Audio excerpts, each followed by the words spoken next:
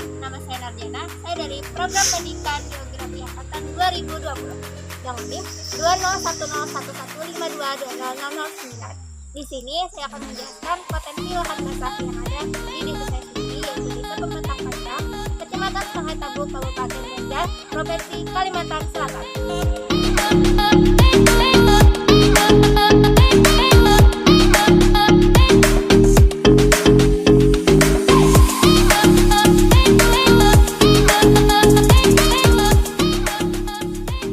Baik, di sini saya akan menjelaskan hasil dari observasi di lahan basah yang ada di Desa Pematang Panjang di sekitaran tempat tinggal saya. Menurut Konvensi Ramsar tahun 1971, lahan basah berarti sebagai wilayah lahan gambut, rawa, dan air yang terbentuk secara alami atau buatan dan memiliki sifat sementara atau permanen. Tidak mengalir atau diam, mengalir dengan sifat payau, asin, atau tawar, serta mencakup wilayah air marin yang seketika surut tidak lebih dari 6 meter. Lalu, Konvensi Ramsar membagi lahan berair berdasarkan ciri fisik dan biologi menjadi 9 kategori buatan dan 30 kategori alami. Lahan tersebut merupakan kawasan penting untuk menyimpan air, pengendalian kualitas air, gerak habitat flora dan fauna.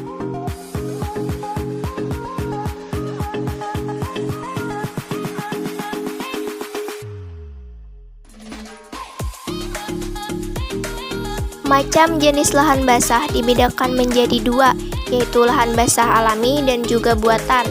Untuk lahan basah alami yaitu rawa-rawa, air tawar, hutan bakau atau mangrove, rawa gambut, hutan gambut, paya-paya, dan riparian atau tepian sungai. Nah, sedangkan lahan basah buatan seperti waduk, sungai, sawah, saluran irigasi, kolam, handil, saka, dan antasan.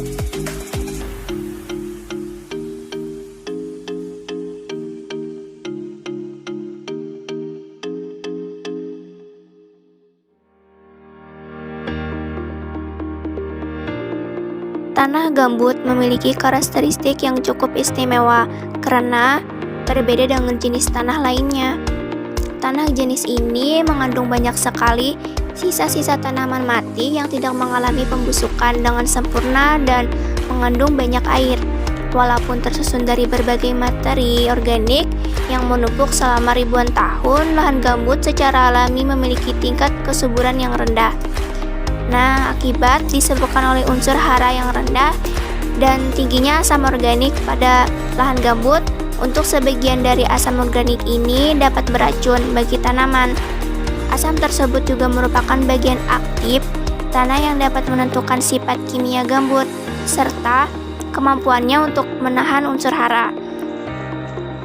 Dan karena itulah beberapa lahan gambut bisa lebih subur dan pada lahan gambut lain daripada lahan gambut lainnya.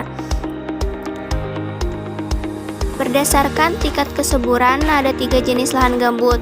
Yang pertama ada gambut subur atau eutropik, yang kedua gambut sedang atau mesotropik, dan yang ketiga gambut miskin unsur hara atau oligotropik. Nah, kemudian saya akan menjelaskan lahan gambut yang saya teliti di sekitar rumah saya yang berada di Kecamatan Sungai Tabuk, Desa Pematang Panjang. Nah, di sini lahannya berada di wilayah sebelah selatan yang berbatasan dengan Kelurahan Gambut. Lahan gambut ini sekarang hanya sekitar 88,861 ha di Sungai Tabuk. Di Pematang Panjang adalah salah satu desa yang terletak di Kecamatan Sungai Tabuk, Kabupaten Banjar, Provinsi Kalimantan Selatan, negara Indonesia. Pematang Panjang adalah salah satu desa yang kondisi wilayahnya 20% dataran tinggi, terdiri dari pemukiman dan perkerangan. Jenis tanah yang berada di sebelah barat 50% adalah persawahan, dan di sebelah timur adalah jenis tanah yang 30%-nya merupakan lahan gambut. Jadi di Desa Pematang Panjang ini memiliki 3 jenis tanah, yaitu tanah pasir putih, tanah persawahan, dan juga lahan gambut.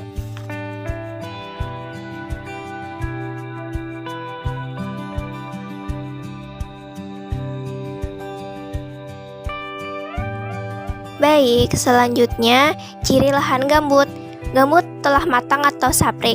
Nah, kematangan gambut adalah tingkat pelapukannya. Mengukurnya dengan mudah dilakukan dengan langkah sederhana, dengan langsung di lapangan. Caranya dengan meremas gambut dengan tangan.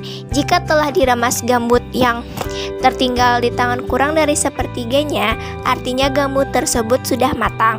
Namun jika lebih dari 2/3 tertinggal, artinya gambut tersebut mentah. Dan yang kedua, ada gambut mendapat luapan air sungai atau air payau. Lokasi yang dekat dengan sungai atau daerah air payau ialah gambut seringkali memperoleh sedimentasi dari 2 perairan. Nah, yang ketiga, terbentuknya di atas lapisan tanah liat ataupun lumpur. Yang keempat, merupakan jenis gambut dangkal yang hanya memiliki ketebalan 50-100 cm.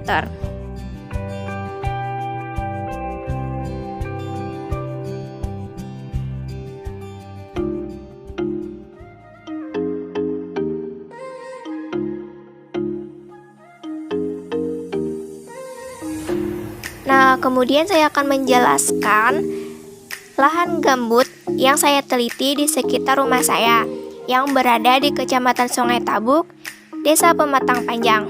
Nah, di sini lahannya berada di wilayah sebelah selatan yang berbatasan dengan Kelurahan Gambut. Lahan gambut ini sekarang hanya sekitar 88,861 ha di Sungai Tabuk. Di Pematang Panjang adalah salah satu desa yang terletak di Kecamatan Sungai Tabuk, Kabupaten Banjar, Provinsi Kalimantan Selatan, negara Indonesia. Pematang Panjang adalah salah satu desa yang kondisi wilayahnya 20% dataran tinggi, terdiri dari pemukiman dan perkerangan. Jenis tanah yang berada di sebelah barat 50% adalah persawahan, dan di sebelah timur adalah jenis tanah yang 30%-nya merupakan lahan gambut. Jadi di Desa Pematang Panjang ini memiliki 3 jenis tanah, yaitu tanah pasir putih, tanah persawahan, dan juga lahan gambut.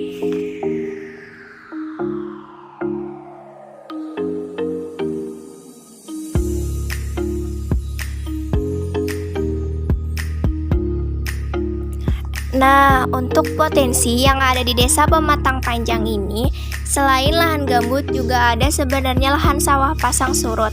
Namun di sini akan saya jelaskan lebih rinci, yaitu lahan gambut tersendiri, karena di sini lumayan banyak sebagai penciri lahan gambut, yaitu pohon galam. Untuk seperti potensinya, maka beberapa penduduknya masih menggunakan pohon galam atau kayu galam sebagai alat kayu bakar untuk memasak. Tidak jarang ada beberapa orang juga menjualnya atau hanya untuk kebutuhan sendiri. Lalu banyaknya tumbuhan paku-pakuan sebagai penciri juga bahwa di lahan ini adalah lahan gambut. Maka beberapa orang juga mengonsumsi tumbuhan paku ini dan juga sebagai untuk dijual. Nah, karena dengan rasa yang unik, ada beberapa orang yang menggemarinya. Untuk dijual per ikat berharga 2-5 ribu rupiah. Selanjutnya, lahan gambut yang ada di Sungai Tabuk mulai ditanami padi dan tanaman lainnya seperti ubi-ubian. Contohnya, sekitar jalan tol Sarkawe, pasti kita akan melihat sepanjang jalan mulai ditanami lahan padi dan juga pembukaan lahan seperti perumahan.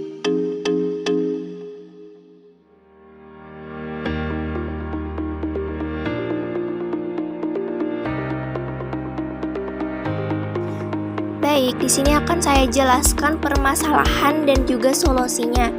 Untuk permasalahan yang ada di Desa Pematang Panjang ini, lahan gambut yang alami itu sekarang sudah mulai berkurang karena pembukaan lahan. Banyak orang-orang tidak bertanggung jawab dengan cara dibakar. tidak jarang juga mengganggu ekosistem seperti kebakaran yang menjalar hingga ke lahan-lahan gambut yang akibatnya merusak, dan tumbuhan paku-pakuan pohon galam yang terbakar pun ikut habis, sehingga mengakibatkan kerusakan atau timbulnya asap yang akan terjadi, merusak pemandangan dan oksigen yang tidak baik. Selain itu juga mengakibatkan banjir, karena akibat dari pembukaan lahan tersebut mengakibatkan banyaknya perumahan-perumahan yang dibangun dan tidak ada lagi lahan untuk penyerapan air. Atau solusi yang saya tawarkan atau solusi yang diberikan oleh pemerintah juga sudah bekerja sama dengan setiap kecamatan seperti Kecamatan Sungai Tabuk, Kecamatan Gambut, dan Lianganggang untuk melestarikan atau merestorasi lahan gambut. Juga dihimbau kepada masyarakat yang membakar lahan karena tidak bisa dipadamkan dan akan padam jika di saat musim hujan. Walaupun berupaya dengan helikopter yang dikerahkan tak akan maksimal.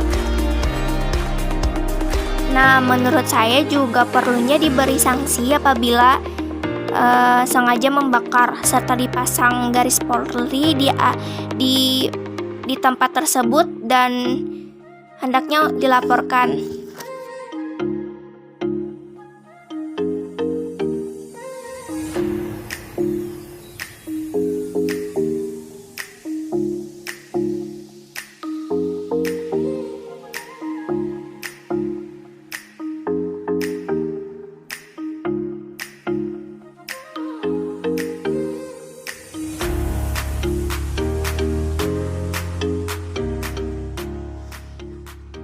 Untuk bentuk upaya konservasi yang dilakukan oleh Indonesia adalah terbitnya peraturan dari Kementerian Lingkungan Hidup dan Kehutanan.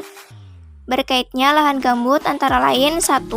Undang-Undang Nomor 32 Tahun 2009 tentang perlindungan dan pengelolaan lingkungan hidup. Yang kedua ada Peraturan Pemerintah Nomor 71 Tahun 2014 tentang perlindungan dan pengelolaan ekosistem gambut. Baik, itu saja yang dapat saya sampaikan. Terima kasih. Wassalamualaikum warahmatullahi wabarakatuh.